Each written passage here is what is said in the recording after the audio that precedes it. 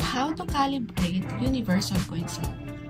So, yung tutorial natin ay para sa Allen coin slot kasi didiretso na tayo sa calibration at hindi na po natin ipoprogram ulit yung coin slot. First step ay kailangan natin i-prepare yung mga coins na gagamitin natin sa pagka-calibrate. So, andito na po yung lahat ng type of coins, yung luma at bago. At kung mapapansin nyo ay naka-group siya sa 6. Kasi meron pong 6 na memory slot yung ating universal coin slot. Yung first and second memory slot ay nakalaan para sa luma at bagong piso. Yung third and fourth memory slot ay nakalaan sa luma at bagong 5 piso. Yung fifth memory slot ay pinag-isa na lang po yung luma at bagong 10 piso at yung pang 6 na memory slot ay nakalaan sa 20 peso coin.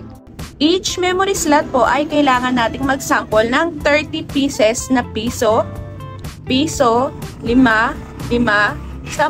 at 20. So, 30 kada memory slot. Okay lang po na mas konti kung wala kayong mahanap na coins. Uulit-ulitin na lang po natin yung paghuhulog hanggang sa maka 30 tayo for each memory slot. Step 2. So, kung mapapansin nyo ay naka-turn off yung ating coin slot. So, hindi natin siya makakalibrate kung naka-off siya. So, ang best way para ma-normally on natin si coin slot is i-off muna natin to and tatanggalin natin yung SD card. So, bakit natin siya titanggal? Kasi yung ating program ay naka-design siya na normally off po yung ating coin slot. So, pag tinanggal ko siya, wala yung program. So, ang magiging resulta po ay ayun, naka-steady on na po yung ating coin slot and saka po tayo mag-proceed sa calibration na po. Since naka-ready na yung coins natin at yung coin slot, ay mag-proceed na tayo sa start ng calibration. So, kung makikita nyo, merong 3 buttons dito. So, ito yung set button, ito naman yung plus o yung add, ito yung sa subtract button. So, dito tayo mag-focus sa set button. So, press and hold natin to for 3 seconds. 1, 2, 3. And then, lilitaw itong A. So, pag nakita nyo yung A, ito yung phrase na kailangan natin siya i-reprogram.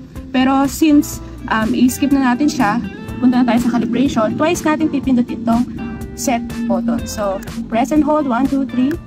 Then another, press and hold, 1, 2, 3. Ayan. So, pag nakita nyo na yung A1, ready na po tayo maghulog ng coins. So, take note, kailangan dire-diretso yung paghuhulog natin. Kaya dapat naka-ready na po yung inyong mga coins.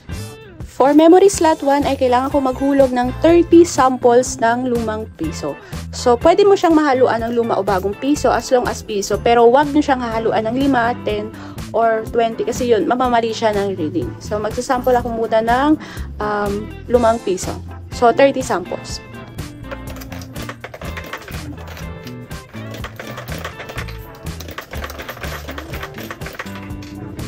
Kung mapapansin nyo, yung A1 natin, napalitan na siya ng number. Kasi kada maghuhulog ako, pipilangin niya rin. So, kailangan maka-30 ako nahulog. Tuloy-tuloy ko lang yung hulog hanggang sa maka-30 ako.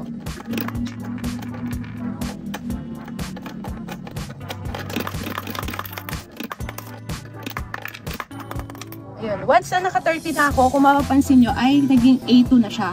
So, it means na sa second memory slot na ako, kailangan ko na ihulog yung 30 pieces na bagong piso.